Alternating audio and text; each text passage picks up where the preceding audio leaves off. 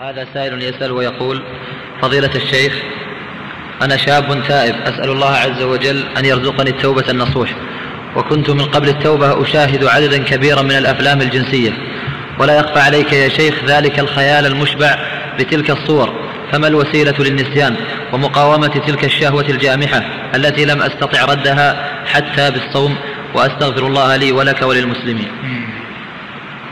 أولا الحمد لله الذي من عليك بالتوبة والهداية وشرح صدرك لسلوك سبيل محبته ومرضاته. أوصيك أخي بحب الله، فإذا أحببت الله جل وعلا أنعم الله عليك. ألا وإن من حب الله الذي يزيدك الله به ثباتا على الهداية أن تشكره على هذه النعمة وتقول الحمد لله والشكر لله أنه لم يدركني الموت وأنا على هذه الملهيات والمغريات والشهوات المهلكات، فأحمد الله عز وجل على نعمته. الوصية الثانية التي أوصيك بها: إن كثرت عليك هذه المشاهد فأوصيك بكثرة ذكر القبر والموت، فما هذب سلوك الإنسان شيء أعظم بعد توفيق الله جل وعلا وهدايته من ذكر القبر والموت والحشر والنشر والسؤال والصراط، أكثر من ذكر الآخرة. فإن الموت نغص على أهل اللذات لذاتهم، والموت قطع أهل الشهوات عن شهواتهم. أكثر من ذكر تلك اللحظة الأخيرة من هذه الحياة.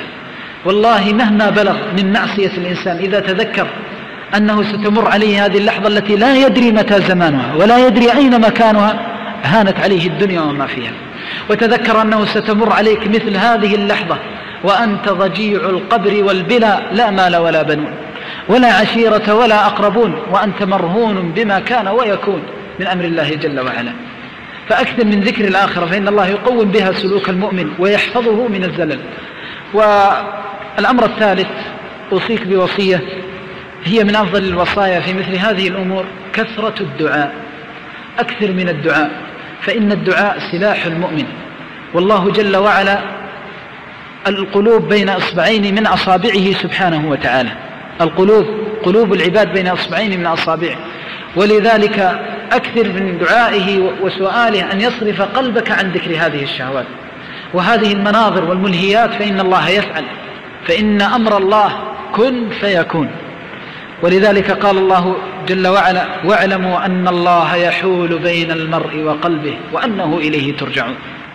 فالله يحول بين المرء وقلبه، ولذلك ينبغي للإنسان يكثر دعاء الله جل وعلا ويسأل الله جل وعلا أن يصرف عنه، وبإذن الله ستجد من الله فرجا ومخرجا. أخي في الله، إن هذا الذي تجده الآن من تعلق قلبك بما مضى، وتحس في بعض الفترات يمر عليك طيف من خيالها، امتحان وابتلاء واختبار من الله جل وعلا. الله يريد أن يختبرك الآن.